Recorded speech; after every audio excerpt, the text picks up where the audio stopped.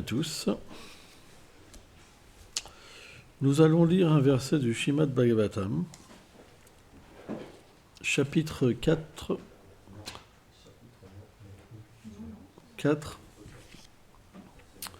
verset 9. Vous répétez après moi. Om Namo Bhagavate Vasudevaya. Om Namo Bhagavate Vasudevaya. Om Namo Bhagavate Vasudevaya. Om Namo Bhagavate Vasudevaya. Om Namo Bhagavate Vasudevaya. Om Namo Bhagavate Vasudevaya. Yatam gunamstu prakritem Yugapatkramachopiva Bibalti burit lasvekam Kurvam karmani janmabhihi Yatam gunam stum prakritem Yugapat kramashopiva Bibati buri rastvekam Kurvam karmani janmabhihi. Traduction. Je suis aussi désireux de connaître comment le Seigneur, qui est unique et sans second, utilise simultanément les trois qualités de sa puissance externe, en regardant la nature matérielle, sans s'impliquer lui-même, et comment il accomplit ses différentes tâches en utilisant les qualités appropriées.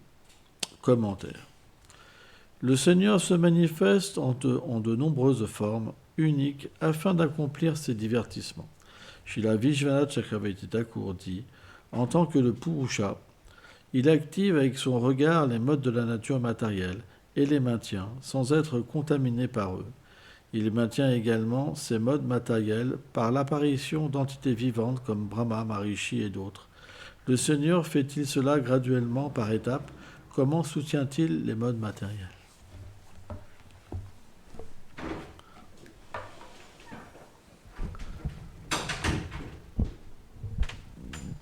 Om Agana Timilandasya Kanam Shalam Shalakayo Shakshur Meritam Jena Taisme Shigulave Namaha Shri Chaitanya Manobhistam Stapitam Jena Bhutale Swayam Rupa Kadamayam Darati Swam Padamtikam Hey Krishna Karuna Sindhu Dinabandhu Jagatpate Gopisha Gopika Kanta Radha Kanta Namostute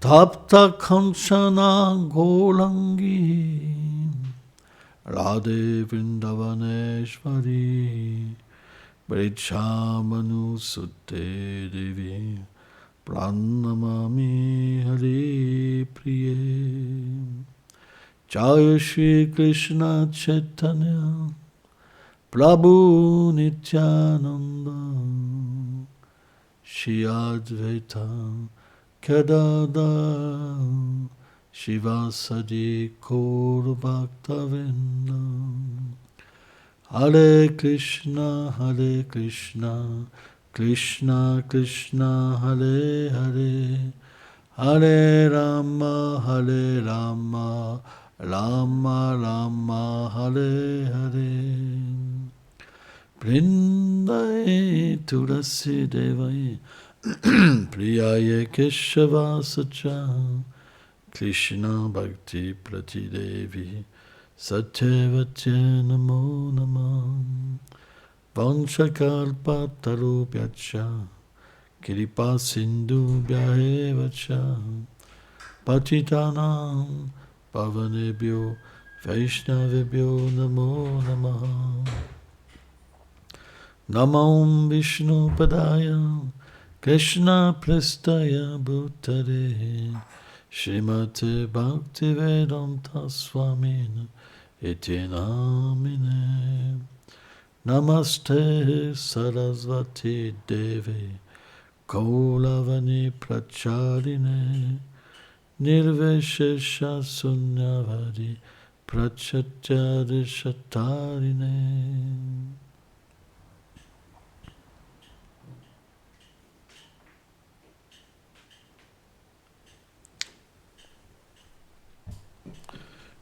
Donc le Srimad Bhagavatam est le commentaire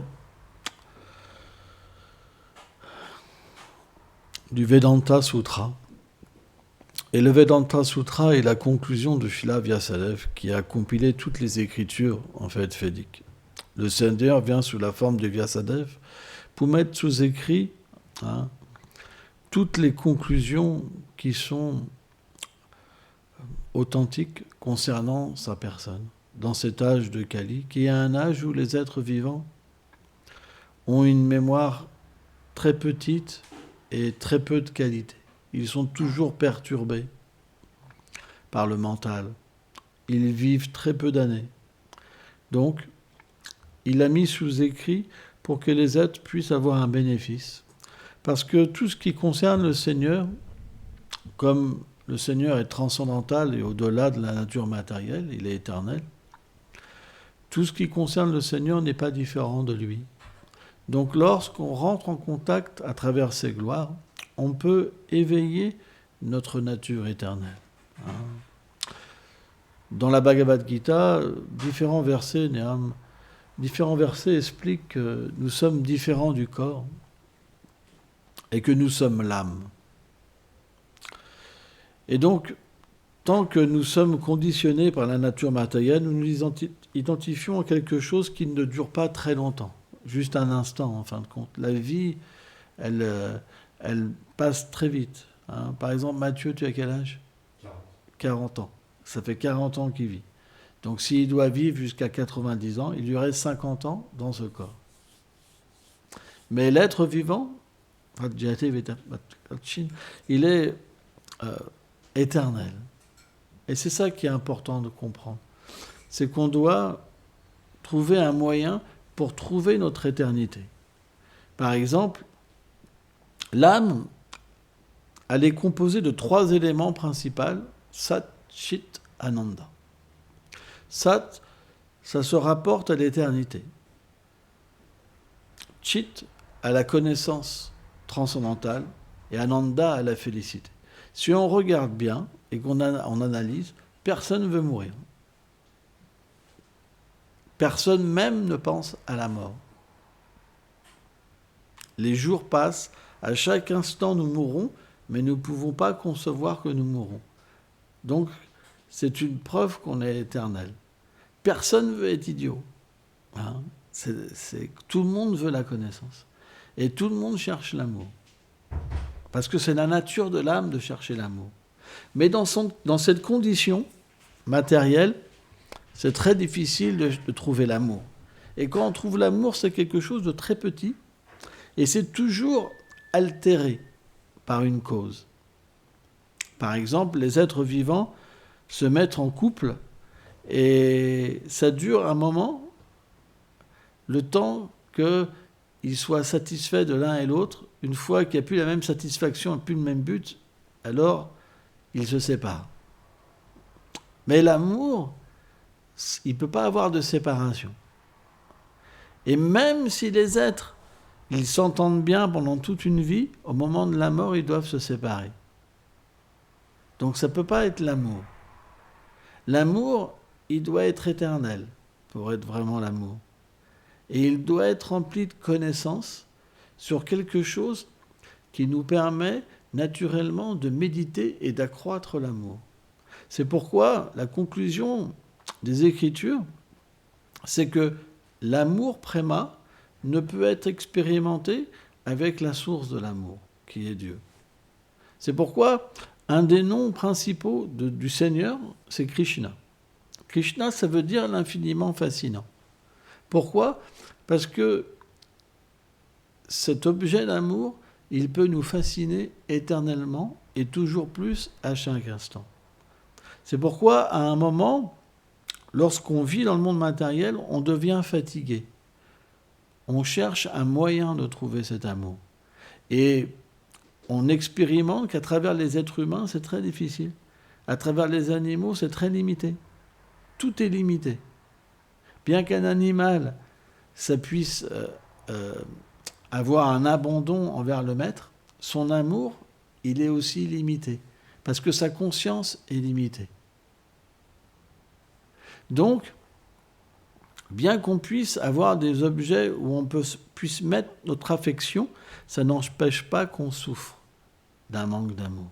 Vous pouvez avoir des enfants, vous pouvez avoir la plus belle richesse, la plus belle femme du monde, il y en a qui ont tout, et pourtant, ils ressentent un vide.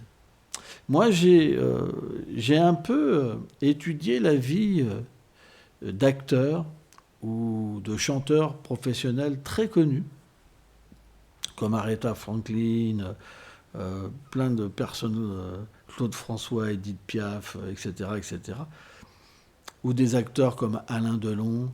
Et on retrouve tous la même chose, c'est qu'à un moment, ils sentent un grand vide. Et les gens très riches, ils n'ont pas d'amis. Leur ami, c'est relié à leur richesse. Et il y a toujours quelque chose qui fait qu'on ne peut pas être complètement satisfait. Même si on est satisfait, à un moment, la maladie va venir. Et la peur de la mort va venir. Parce que quand la maladie vient et qu'on commence à comprendre qu'on va mourir, lorsqu'on a oublié qu'on est l'âme, la peur vient. Et c'est terrible, parce que tout ce qu'on a aimé, on va devoir l'abandonner. Tout ce qu'on a construit, on va devoir l'abandonner. Et le pire, c'est comme on est l'âme et que l'âme est éternelle, on a fait ça pendant des vies et des vies et des vies. Alors on va se dire, mais pourquoi et à quoi ça sert ? Tout ça, c'est comme une évolution. On dit l'évolution de la conscience des espèces. Par exemple, Darwin, il a compris qu'il y avait une évolution. Et c'est pas faux. Parce que dans la loi du karma, il y a une évolution dans la conscience. C'est pour ça qu'il y a différentes entités vivantes avec différentes sortes de conscience. Hein ? Mais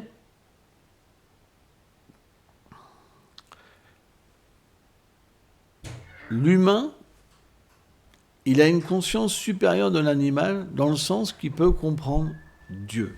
Et il peut comprendre sa réalité éternelle et son lien avec le Seigneur. Un animal, par exemple, quand vous l'amenez dans un lieu de culte, il ne va pas se mettre à prier. S'il voit un poteau, il va uriner, par exemple. Parce que ce n'est pas de sa faute. Il agit par instinct.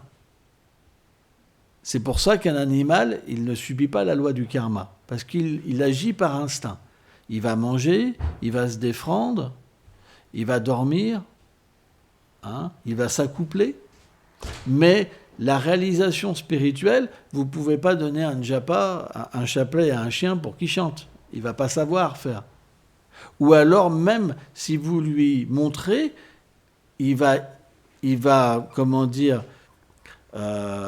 imiter, mais sa conscience ne va pas lui permettre de réaliser qu'il est l'âme.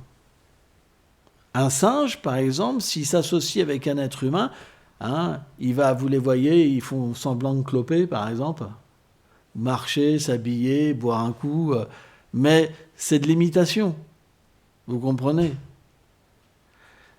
Il peut évoluer avec l'être humain un tout petit peu sa conscience, comme l'être humain peut régresser au niveau animal aussi, avec l'animal. Ça veut dire que sa conscience peut aussi régresser. Mais lorsqu'il s'associe avec le Seigneur, à travers son nom, à travers son service de dévotion, il peut obtenir la même nature que le Seigneur et transcender la nature matérielle. C'est pourquoi la vie humaine, elle est destinée à transcender la vie matérielle.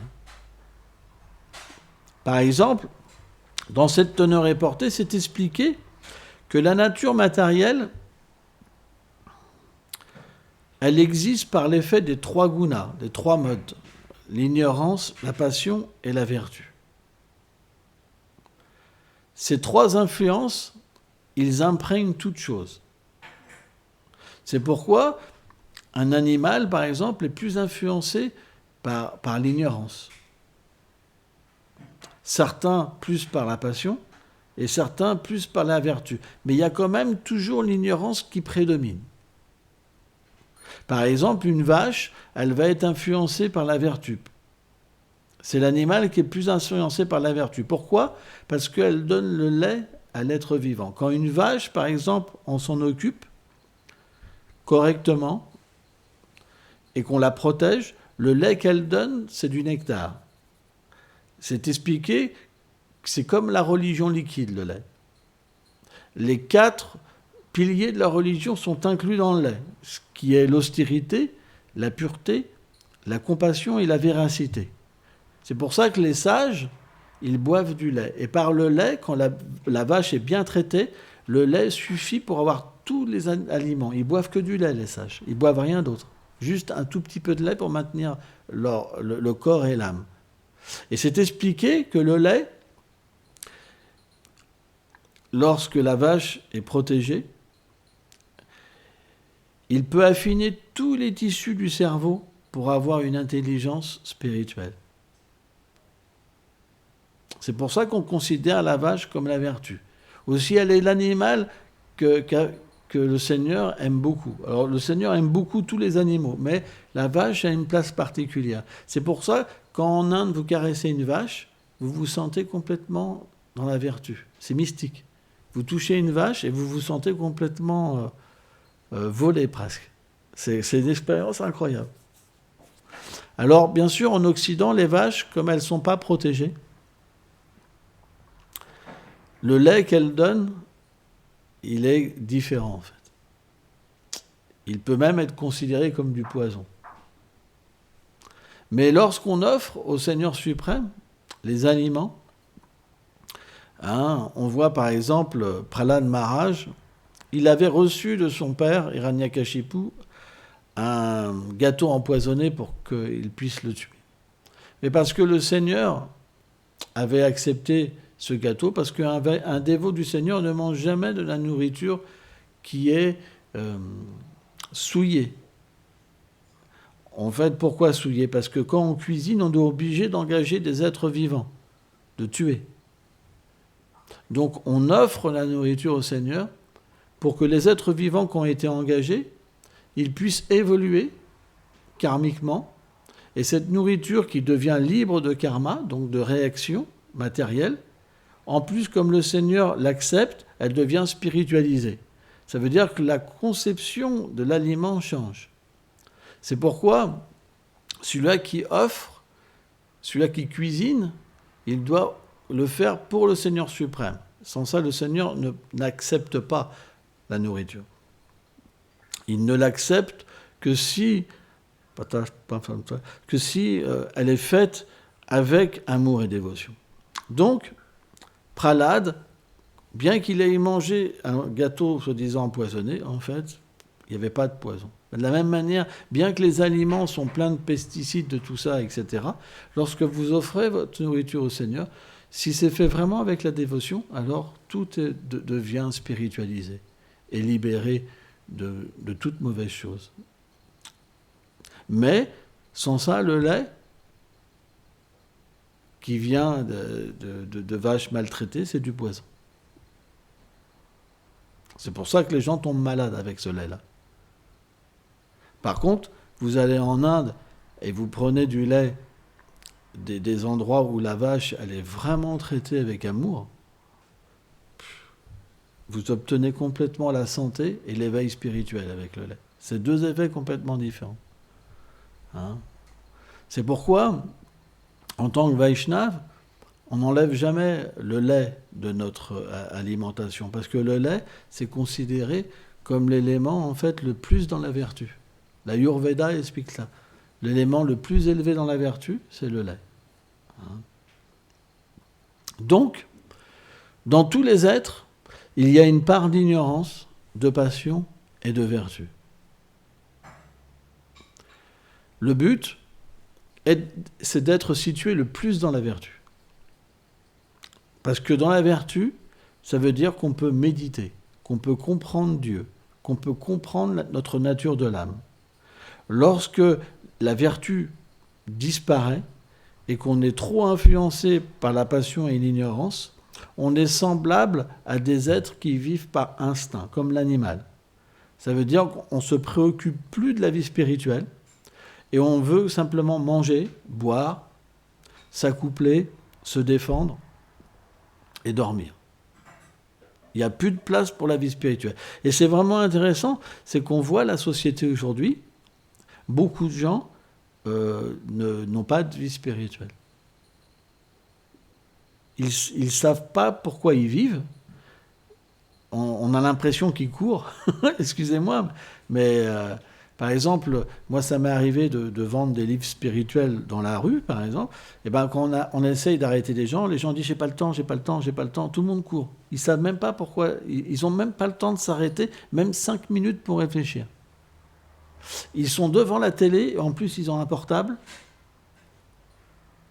et en plus il faut autre chose, Des fois, il faut 4 trucs en même temps parce qu'ils ont tellement l'impression ils ne peuvent pas se regarder, ils ne peuvent pas s'arrêter. Ils ont peur. Ils ont peur de comprendre ce qui se passe. Vous comprenez ? Et bien ça, c'est la passion et l'ignorance. Le mental, il oscille constamment. Même si vous leur demandez de méditer, de fermer les yeux, il y a tellement de pensées qui viennent. C'est horrible. Juste s'arrêter. Et à un moment, ça devient une source de souffrance même. Parce qu'en fait, ils vont comprendre leur état intérieur, à quel point ils sont malades. Donc la méditation, ça ne suffit pas. Il faut aussi la connaissance, il faut aussi le but.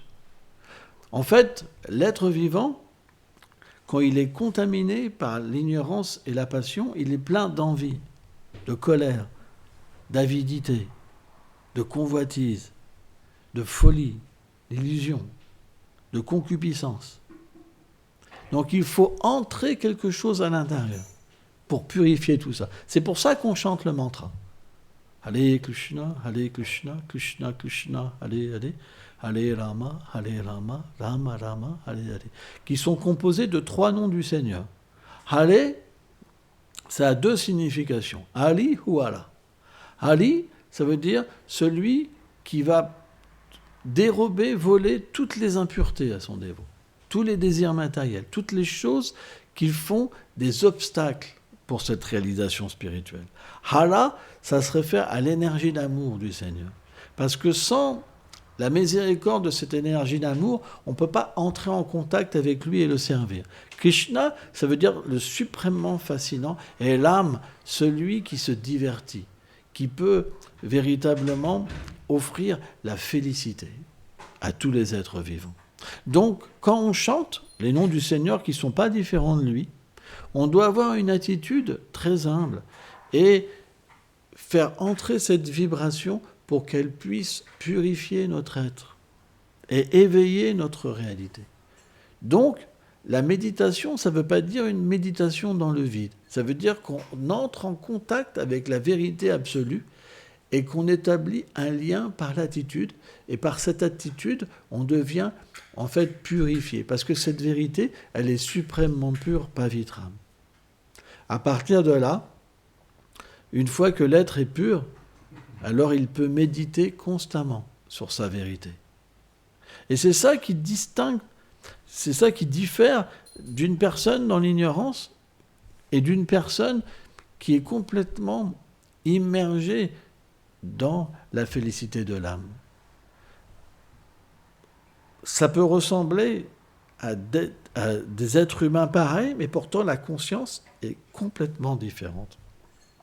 Donc, on peut avoir des milliers de personnes en face de nous, mais on peut avoir une conscience différente dans chaque être vivant. Parce qu'il y a un taux d'ignorance, de passion et de vertu qui les anime. Tout le monde est influencé par cette énergie d'une manière différente. Or, pourquoi nous pratiquons la vie spirituelle ? C'est comme la vie spirituelle, le service de dévotion est transcendantal, nirguna, au-delà de ses influences. Il peut graduellement faire passer l'être vivant de l'ignorance, de la passion, à la vertu, à la transcendance. On dit un proverbe, « Dis-moi qui tu fréquentes, je te dirai qui tu es ». Si tu t'associes avec le Seigneur suprême, alors tu obtiens les mêmes qualités que le Seigneur suprême et tu peux entrer dans sa demeure.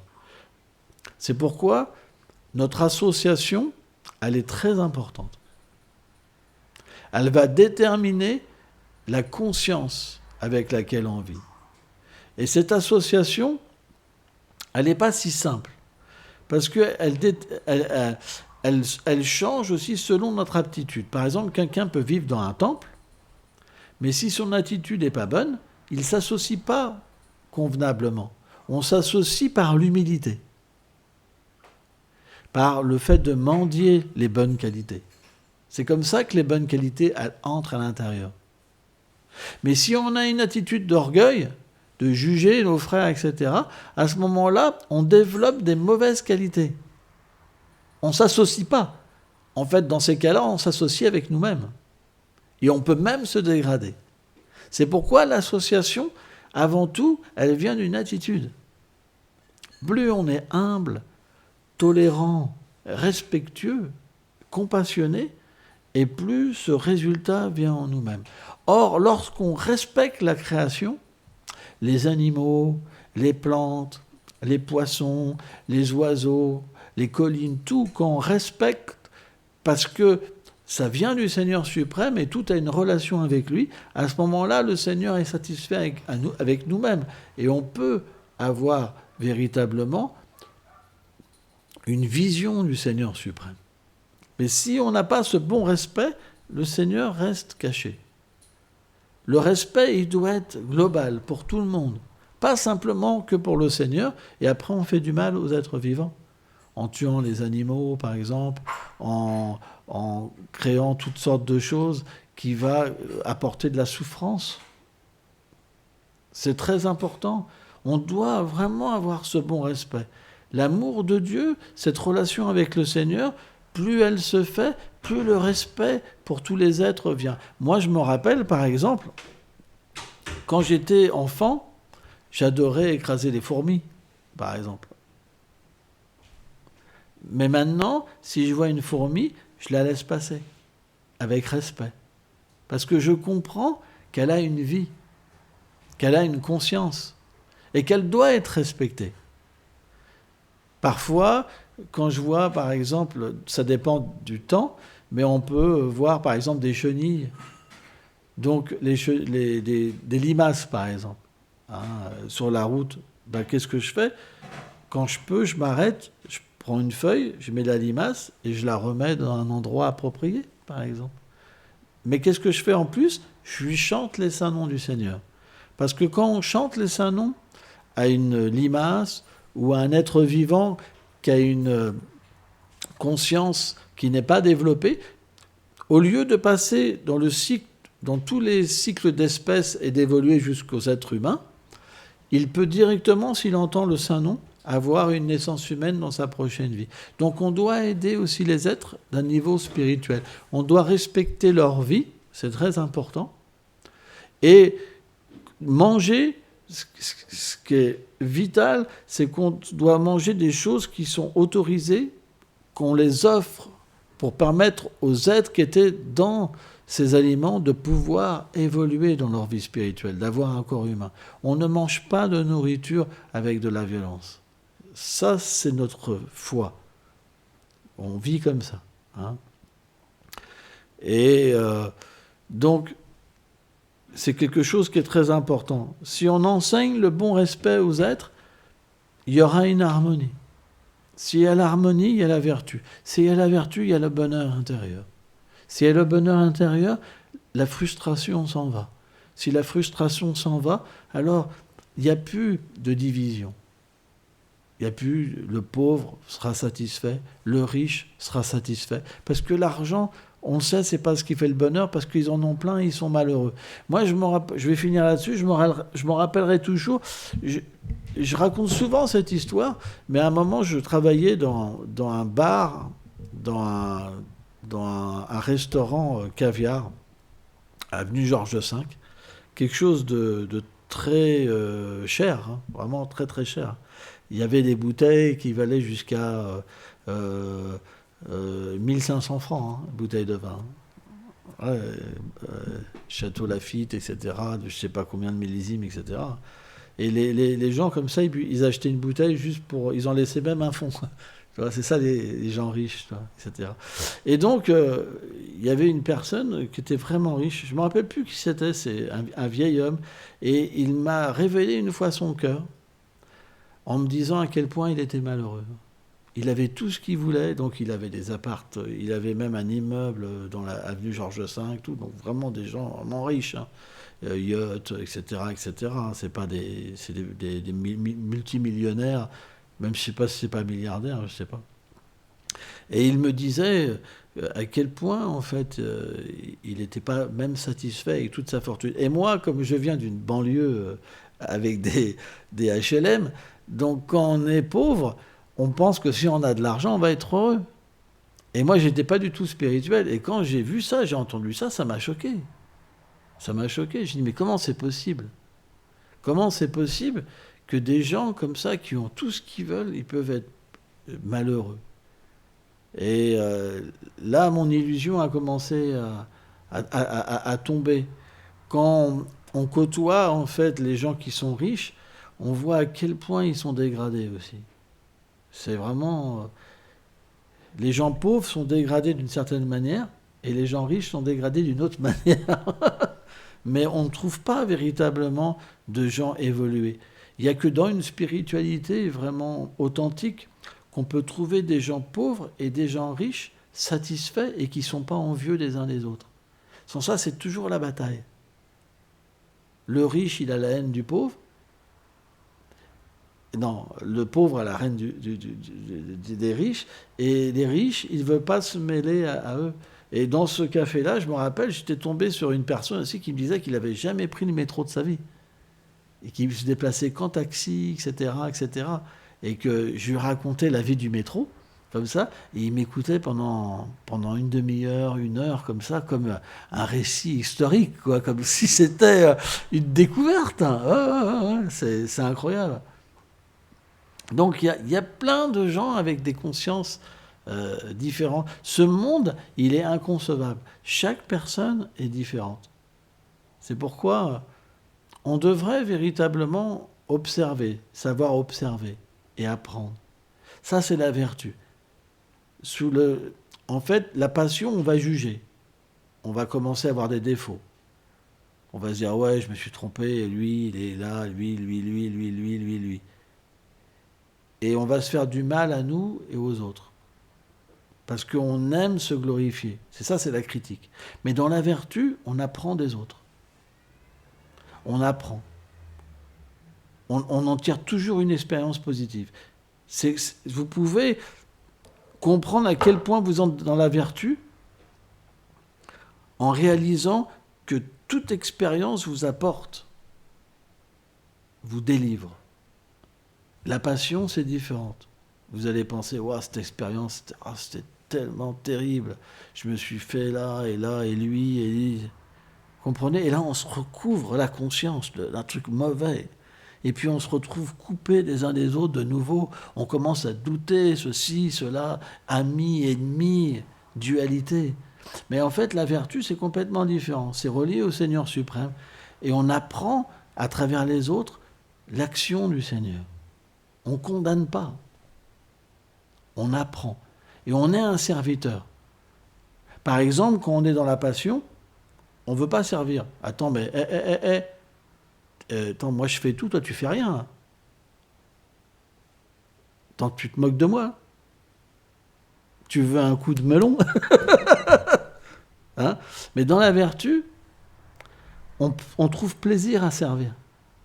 Même si quelqu'un ne veut pas servir, c'est pas grave, on a un bénéfice, une délivrance totale. C'est pourquoi on peut comprendre si on est plus dans la vertu et la passion juste en analysant notre comportement, comment on réagit à travers les autres. Merci beaucoup.